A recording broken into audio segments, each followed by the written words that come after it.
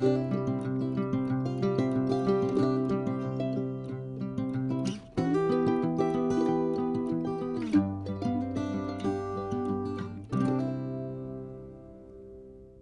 guys, welcome back to the 30-day poetry challenge. This is day number 14. We are almost halfway through and they're back. I said they would be. Today we are going to talk about the haiku, the traditional form of Japanese poetry that is broken up into 17 syllables, and the most common one being the 5-7-5.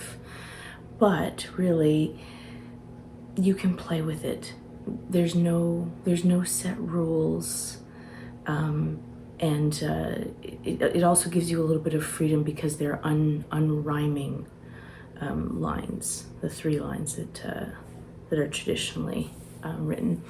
So I have some examples for you that I found. So a little bit about haiku. Haiku is meant to be an exploration or a appreciation of the natural world, and even the natural life cycles, like death and life and death kind of thing. And I found that that it's very close to something that I wasn't aware of before. They align very closely with the idea of, I think it's mono no aware, which is sadness of the temporary.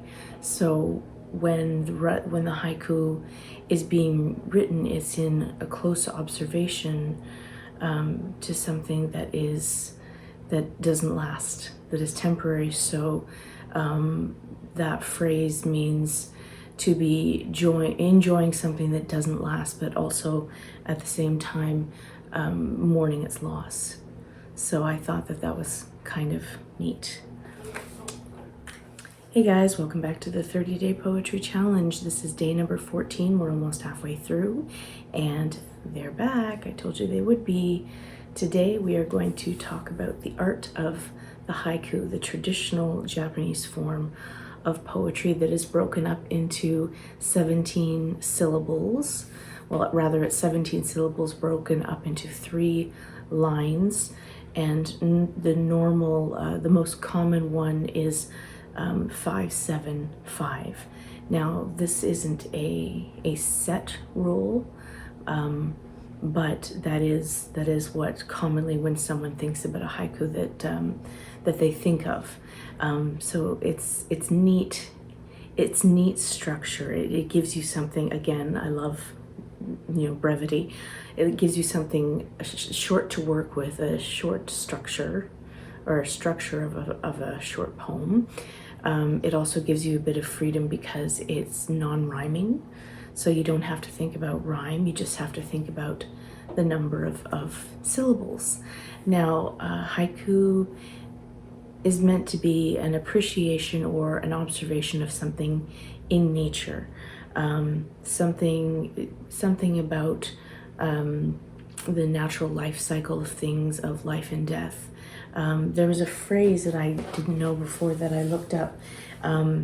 It closely aligns with the Japanese sentiment of mono no aware. I believe that's how it was spelled it out in English when I found it in a great haiku poetry prompt blog that I'll put a link to in the bottom, and that loosely translates to sadness of the temporary. So it's enjoying something that doesn't last. And I mean, in nature, nothing lasts, right? In nature, everything is in an internal cycle. So mono no aware means simultaneously enjoying something that doesn't last at the same time as mourning its loss. So it's like a little snapshot of something in poetry, and a little snapshot of the emotion of the person, perhaps, that is writing it. I found some nice examples for you. An old silent pond, 5.